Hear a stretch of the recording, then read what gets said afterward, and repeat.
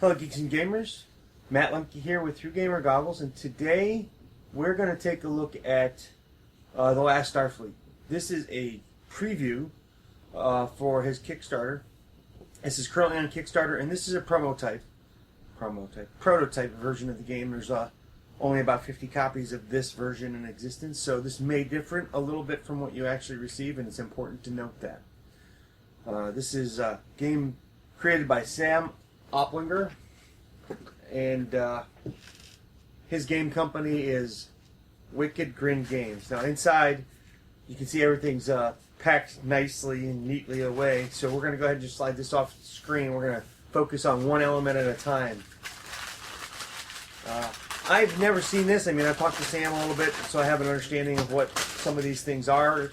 I may have to go through and kind of figure that out as we go. This is clearly, I'm going to zoom in here a little bit.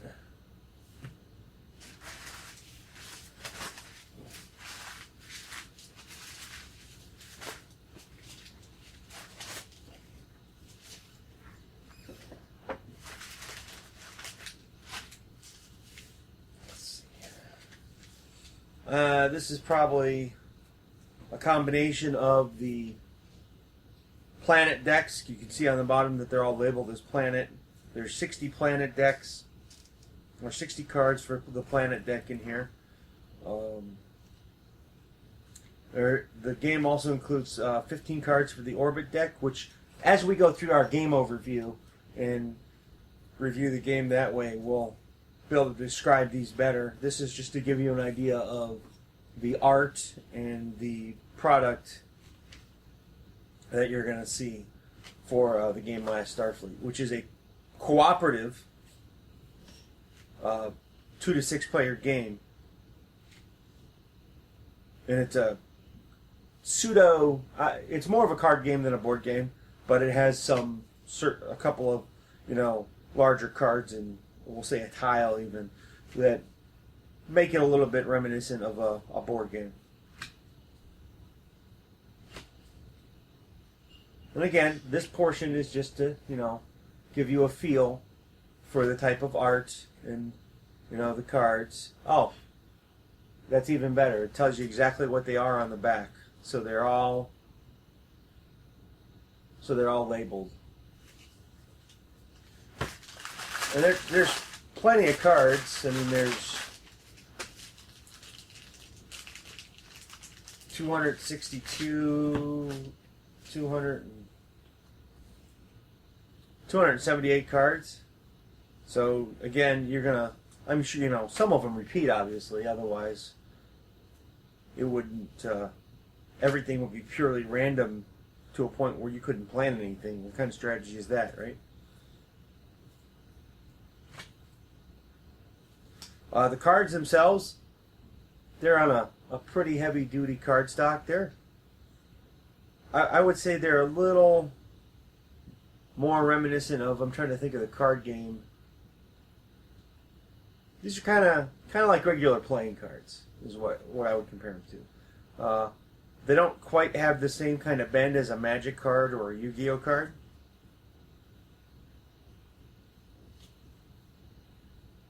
But they're also made a little bit differently.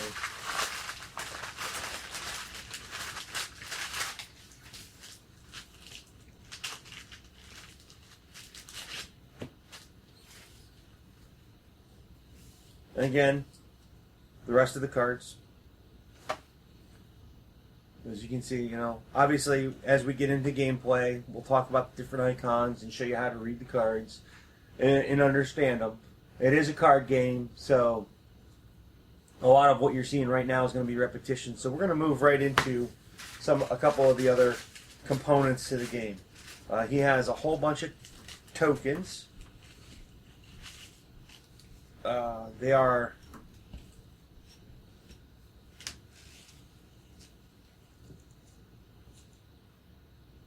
These are people. Oh, these are. Wow, I forgot about this part. He was talking about this. These are people tokens. These are like. What's the right word? I want to use the right word so I'm not wrong here. not missionaries, but these are more like explorers and people that are trying to land down on the planets. Colonists, we'll say, or they're traders and merchants. I guess within the storyline, it doesn't really matter what the people are. What matters is the numbers are important for certain aspects of gameplay, which again we'll get into in our next series of videos. Now these are the ship mats, and as you can see, they've got a section for the people, section for 3 different docking types of cards, the ship deck that you can use with it. It has a section for specifications, the number of starting people, and the affiliation. In this case, it's Junkers. Then you have the SS Discovery. You have the SS Transformation.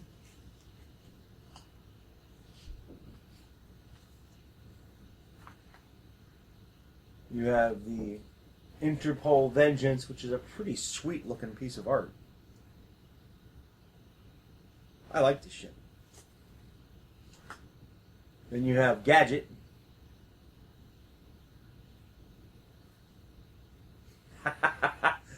We just gotta save the human race, then we can get right back to stealing from it. I like it. Tells you a lot about this character card, or ship card. And then we have the HMS Providence, which is a huge colony ship. Starts with 90 people. Wow. And then the last component that I take that back. There is inside, obviously, a rule book. I do know that he has already sent me a new rule book. This one, he's made a couple of changes and he's added an insert already. So this is not the rule book we'll be using for the game preview. We'll be using the one that Sam sent me through the mail. And then you have the planet boards, which you've got the planet deck location over here, and you've got place for discards here, and different atmosphere docks. And what's cool about the planet boards is that they have the potential of being double-sided, which I do believe is a stretch goal in his Kickstarter. So let's go back here. Let's take a look at this planet.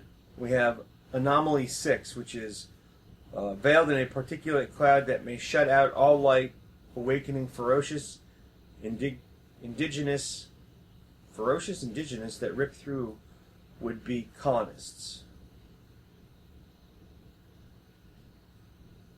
Interesting.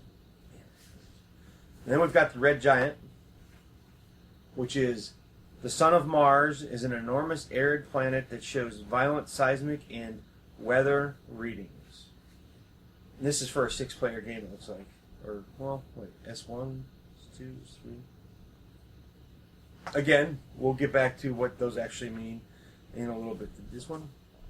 Yeah, this one's only got 5 sections, whereas this one has 9 sections. And this planet has 8, which is Leviathan. Leviathan probes report a water world teeming with indigenous life. Oxygen content does not support human life, but deep space equipment should be suitable in the planet's depths. So, inside the box of Last Starfleet, you get the 3 game boards. You get the ship playmats, is what we'll call them, and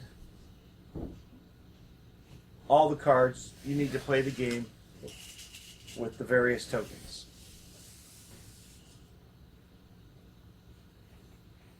Along with the rulebook. Thanks for watching part 1 of our preview. We will be back up in less than 24 hours with our actual overview of the game and gameplay. Thanks for watching, and have a good day.